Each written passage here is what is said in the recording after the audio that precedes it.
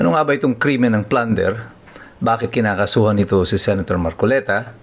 At bakit pumapalag dito ang Iglesia ni Cristo? Ito po si Attorney Mike Operario. Pag-usapan natin yan. Kamakailan lamang ay umugong itong balita na galing mismo kay Boying Rimulya, nakakasuhan na daw niya ng plunder si Senator Marcoleta. At yung plunder po kasi isang krimen na that is non-bailable. So pag sinampahan ng kaso si Marcoleta at inisyuhan ito ng warrant of arrest ng Sandigan Bayan, ibig sabihin aarestohin na agad si Senator Marcoleta. Ano nga ba itong krimen ng plunder na ito? Well, ang krimen po ng plunder ay yung aamas mo, yung pagkuha mo ng ill-gotten wealth na lumalampas o mula sa 50 million pesos na pataas. Yan po ay magko-qualify na as plunder. Ano po yung mga importanteng mga ikukonsidera natin dito? Una, ang offender po dito sa plunder, siyempre, dapat isang government official. O di kaya, meron siyang connivan sa kanyang mga business associates, kahit ng mga pribado, or mga family members. Ang threshold nga po nito, kailangan ang ninakaw mo o yung ill-gotten wealth mo ay 50 million pesos. Pwede itong single act or a combination of a series, tuloy-tuloy ng mga transaksyon na umabot na ang halaga na ninakaw mo ng 50 million pesos. Pero ang pinakamahalaga po na i-consider natin dito ay yung pong sinasabi dito na ill-gotten wealth. Ano po ba ito? Ang ill-gotten, hindi po lahat ng pera na papasok sa iyo ay automatically classified as ill-gotten. Kailangan po ang ill-gotten dito ay mga public funds, yung pong galing sa pondo ng pamahalaan. O kaya ay pagtanggap mo ng mga komisyon, kagaya yung mga SOP, mga bribe or gift or suhol, kaugnay ng isang kontrata sa pamahalaan o mga project sa pamahalaan. Para nga po yan, yung mga SOP nga po. Isa pa dyan, yung pagtatago ng pag-aari o yung tinatago mo sa ibang pangalan o ibang katauhan, yung mga ninakaw mo na mga salapi or mga fraudulent transactions.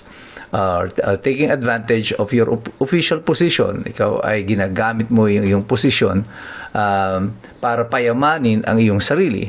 At panguli ay yung paglipat-lipat ng labag sa batas ng mga personal o mga real properties upang maitago mo itong mga ill-gotten wealths. So, dito makikita ninyo sa binanggit ko na ito, hindi po kasama dito yung mga contribution, mga election contributions. Ang main allegation po dito ng ombudsman ay ito pong mga election contributions. Interestingly, similar complaint has already been filed with the COMELEC para nga po sa disqualification ni Senator Marcoleta. But the COMELEC has already rendered a decision na dismissing that petition for his disqualification, saying that wala silang nakitang mali doon sa mga donasyon na supposedly ay tinanggap sa kampanya ni Senator Marcoleta. So what is the basis now of the ombudsman for saying na mayroong krimen ng plunder? Malabo talaga itong kaso ng ombudsman. At tingin ko dito, ipinipilit nila ito doon sa aspeto ng gift. Na parang yung contribution na ito ay magiging gift.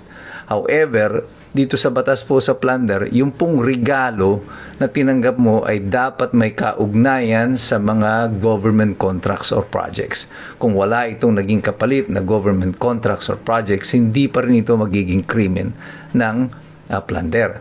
Bakit naman ipinipilit kaya ng ombudsman ito na gawing plunder itong kaso na ito ng election contributions? Well, it's simply because wala silang makita.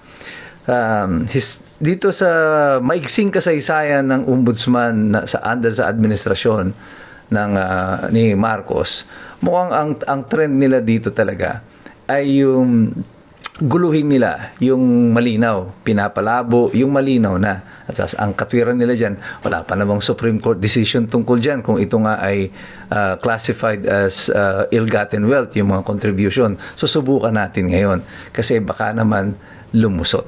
So, para lang makasuhan si Senator Marcoleta, isasalang nila yan. Kasi importante lang naman sa kanila, matakot ang mga senador na kumakampi kay Sara Duterte o lalaban doon sa impeachment ni Sara Duterte. It doesn't matter kung tama yung kanilang aligasyon o totoong may kaso sila o wala.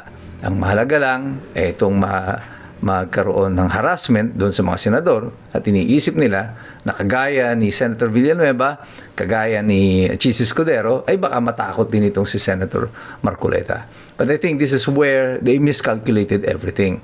They didn't imagine na mayroon pang papalag. At dito nga, may pumapalag. Pumapalag ang Iglesia ni Cristo, kung saan naman kaanib si Senator Marcoleta. Pero hindi lang po Iglesia ni Cristo ang pumapalag na dito ngayon. Kasi bukod sa Iglesia ni Cristo, makikita ninyo ng mga taga-suporta ni Senator Marcoleta na hindi naman miyembro ng Iglesia ni Cristo, pati na ng mga taga-suporta ng mga Duterte, ay tumatayo na at nagsasalita at ngayon ay naandoon sila sa EDSA. Ito ay pagpapakita sa administrasyon na ito na hindi lahat ng tao ay kaya ninyong takutin. Akala nila ay pag ginawa na nila ito noon, naganap na at hindi naman sila napapapanagot at hindi naman kumikibo yung mga tao, ito yung tinatawag na they are pushing the envelope a little further.